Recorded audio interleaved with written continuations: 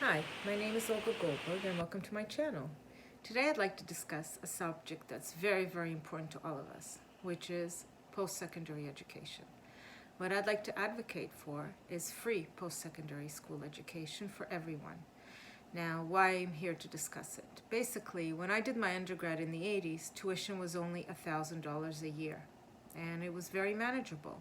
We could work in the summer, gather up enough money, and pay our tuition. Tuition today, just for undergrad, is about $7,000. Now, that makes it almost impossible to work during the summer for all of that amount, and students are forced to take on a lot of debt and also continue working throughout the year. If they worked while they're studying, there's a lot of hardships.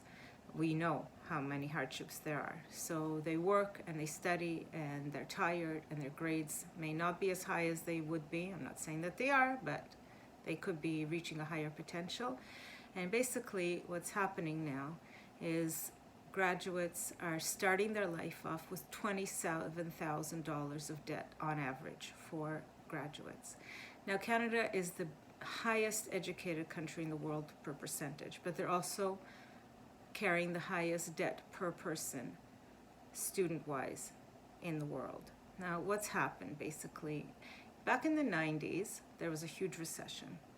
The federal government had to balance its budget because it was just overwhelmed, and it decided the easiest way is just to stop transfers to the province.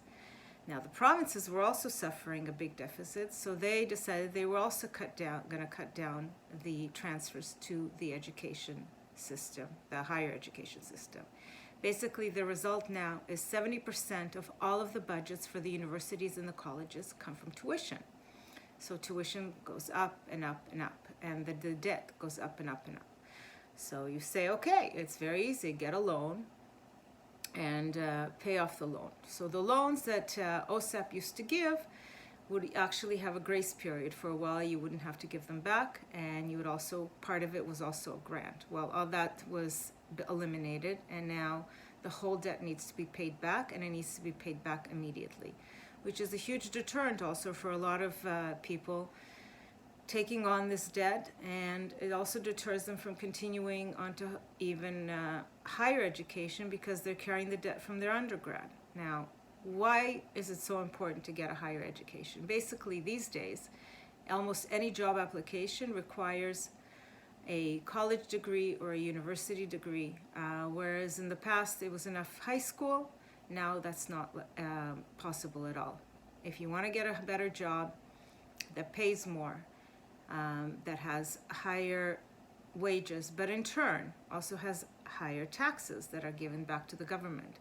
Now, students that graduate with a post-secondary diploma degree and get a better job most likely will also have less and be less of a burden for the social welfare system and less of a burden for the health system. So in the long run, I feel that free education pays for itself. And we have the example of many countries in Europe that have taken this on and successfully provided free secondary school education for all of its residents. Germany is a perfect example. They're able to do it, and they're also able to take on a lot of foreign students. So, in conclusion, I think that a better, higher education for everybody will lead to a better society for all. Thank you. Don't forget to subscribe.